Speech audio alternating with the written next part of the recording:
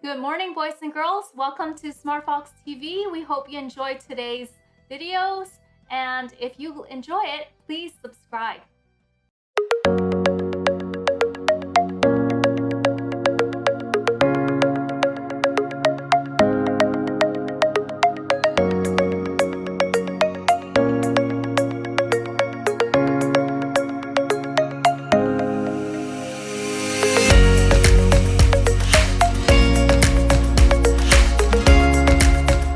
Hey everyone, this is Kim, and this is the continuation of Dream Professions. It is the part 3 and final part of my interview with Director of Photography, Anthony Kimata.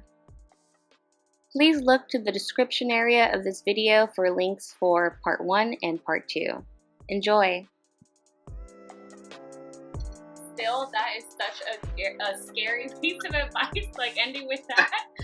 But I mean, you're not one of the only successes in the world, and as you said, it's still a work in process. It's something that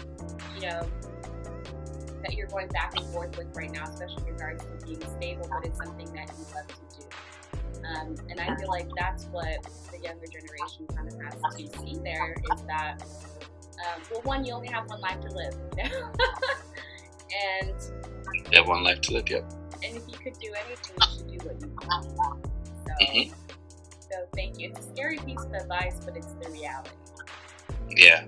So Kim, I want to say thank you for joining us today. And before we end this, if you can just maybe give an experience that you have gone through, like in working up to this profession that you have now in the creative arts, or just in general, like any experience that you would like to share, even if it dealt with being a DP.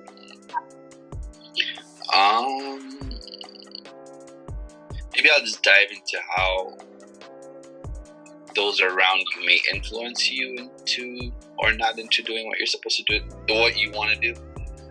So I come from a culture where creative arts is not a job. Like, it's, you're a doctor, nurse, lawyer, mechanic. I think that's it. Like, I don't know if there's any other career that actually exists in our line of work. Maybe accounting, but I don't know. So if you're not any one of those, you're not really doing anything, and you're not doing anything real for them. So it took it takes a lot. Well, one, to, for lack of a better term, convince your family that that's what you want to do, right? And for me, I realized that I don't need to convince anyone. I just have to want to do it. Where, I would have family members close to me, aunts and uncles telling me, yeah, you're crazy jumping careers. Like, there's no money in that. You're going to be starving. Don't come to me for help. I've already helped you once. If you fail, I'm like, okay, yeah, sure. And I have a conversation with my parents. My parents are kind of like in the middle where, like, really, that's what you want to do? I don't see you making any money from that. But if you wasn't to do that, who am I to tell you no? And my mom was she was lukewarm. She's still, so what do? You take photos and then you make money from that? Like, of people?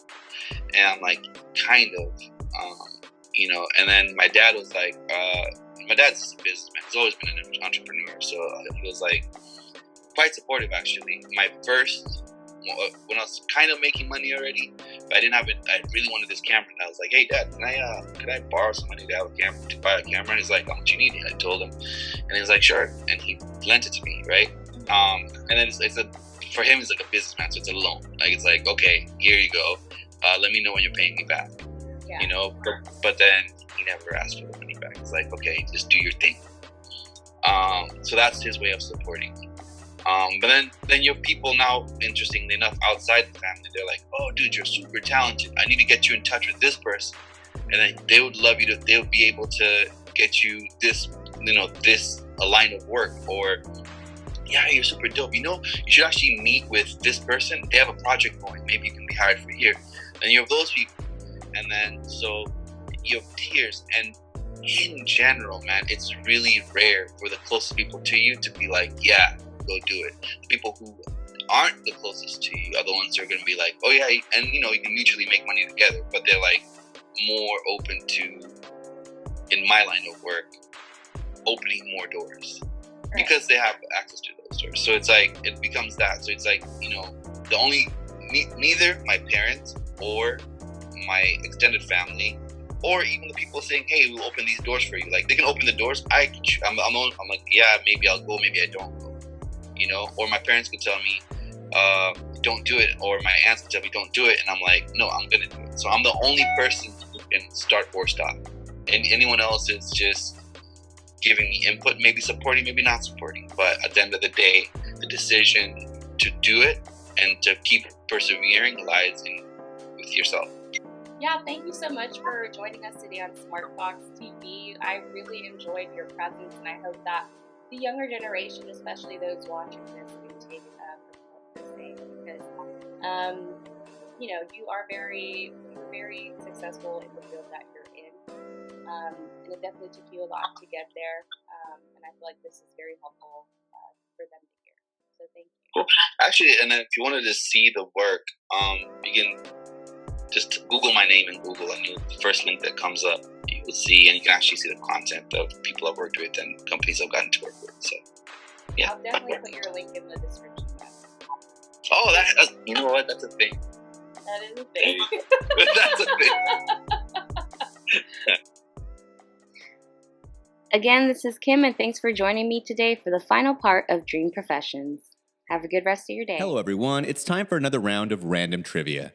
Today is Egg McMuffin Day. I'm sure a day in no way hurts McDonald's. I'm old, and even in my advanced state, I can't think of a time where this breakfast sandwich didn't exist. So there's the question. When did the Egg McMuffin come out? Was it 1963, 1972, 1978, or 1981? The answer in just a moment. Hello, Tracy here, and welcome to SmartFox News. Award shows are just not the same anymore. Much like the sports and other large events that call for a plethora of acts that demonstrate their live skills to a usually large live audience, the Golden Globes this year was not much different. A Zoom meeting with celebrities trying to look amazed and excited and dressed up in their Sunday best, and for some, in their pajamas with their dog, sitting in front of their computer monitor. There were a few items that were considered big wins. For example, Nomadland won Best Director with Chloe Zhao, and it won Best Motion Picture for Drama. The Queen's Gambit star Anne Taylor-Joy won Best Performance by an Actress in a Limited Series, and the Netflix original also won Best Television Limited Series. The late Ma Rainey's Black Bottom star Chadwick Boseman won Best Performance by an Actor in a Drama category. His wife Taylor Simone Ledward accepted his award with tearful grace.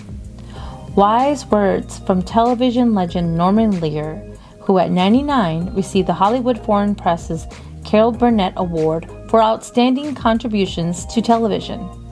The legendary actress and activist Jane Fonda, at 83, accepted the 2021 Cecil B. DeMille Award at the Golden Globes Sunday and used her time in the spotlight to call attention to the glaring inclusion inequalities that still plague the industry. Fonda said, "Stories can change our hearts and our minds and help us see each other in a new light. We are a community of storytellers, but there's a story we've been afraid to see and hear about ourselves in this industry," said Fonda, in her natural gray hair and white suit. A story about which voices we respect and elevate and which we tune out. A story about who's kept out of the rooms where decisions are made. Fonda called on all of Hollywood, including the Hollywood Foreign Press Association, the 87-member group that hands out the Globes and recently came under fire for having no black members, to make sure everyone has, as she said, a seat at the table. For more than 5 decades, Jane's breadth of work has been anchored in her unrelenting activism, using her platform to address some of the most important social issues of her time, said HFPA President Ali Sar in a statement ahead of the awards show. Her undeniable talent, he said, has gained her the highest level of recognition, and while her professional life has taken many turns, her unwavering commitment to invoking change has remained. Thanks for watching, and don't forget to give us a thumbs up and subscribe. Welcome back to Random Trivia, and now for an answer. The McDonald's Egg McMuffin is old, but not as old as 1963. I'm still older though, which also wipes out 1981, leaving just 1972 and 1978. In the end, it was 1972 that the breakfast favorite became what it is today, and has been pocketing cash for the company ever since. Not too bad. And by the way, we aren't being paid by McDonald's, so just there's that. Thank you for watching. This has been Random Trivia. Thanks for watching SmartFox TV. I'm Chris Yates. I'm Kim. I'm Sally.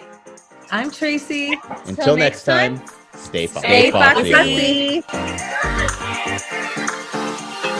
Let me show you something.